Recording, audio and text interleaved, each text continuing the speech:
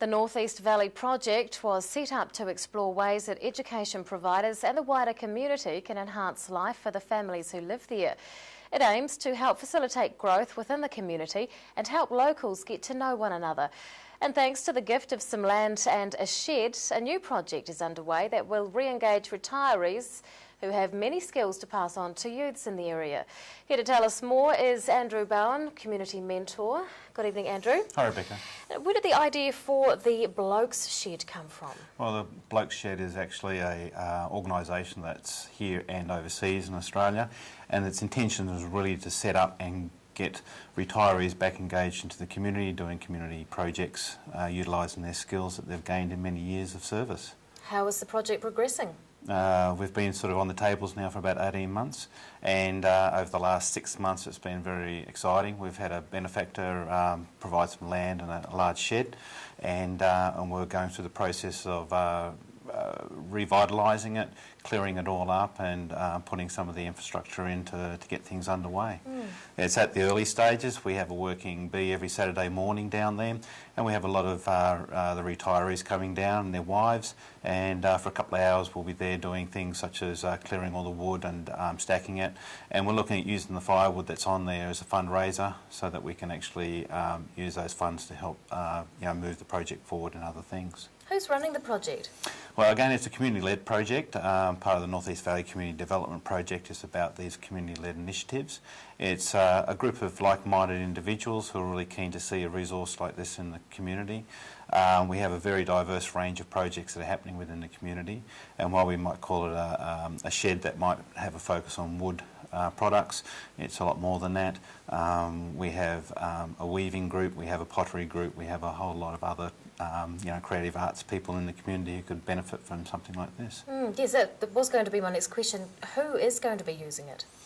Initially it's there for a lot of the retirees, but there are a lot of other people working the group that are keen to be on board to sort of integrate and work with youth as well.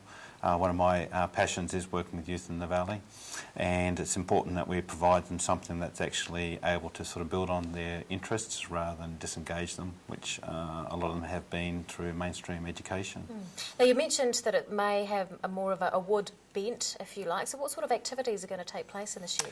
There's two types that would really fall under the banner. There'd be community initiatives, so there might be things that might like the Early Childhood Centre might require some building blocks or some play equipment, so that gives opportunities for projects to go down that path. Also, there may be some personal projects that some of the retirees want to work on. It's more just really about a place where people can socialise and interact and be engaged and share the experience of building together for the community. Whereabouts is the shed? Well, it's just tucked down the back of North East Valley, just cusping on Normanby, and it's in a street called Bonington Street. It just goes over a little bridge there. We've got the Lindsay Creek. It's certainly a wonderful space, and like I said, at the moment, every Saturday morning for a couple of hours, we've got the working bee down there, and we invite anyone that's around the valley or people that have got an interest in supporting it to come along. How else does the Valley Project help locals? Well, the Valley Project has been around for more than 2 decades, and it's really been there to sort of help develop an understanding about the needs and the well-beings of young children and families of those children in the valley. And so what we look at trying to do is put into place experiences and opportunities to enrich these children. That comes through after-school programs, and also benefits in sport and culture, and also giving parents support as well. Now, you are a community mentor. What does that sort of work involve? Well, for me, it's about leadership for the youth. So it's more about having youth take the lead and initiative on a lot of these projects.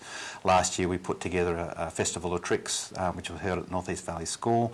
We had a lot of jugglers coming along and invited the parents to bring their kids.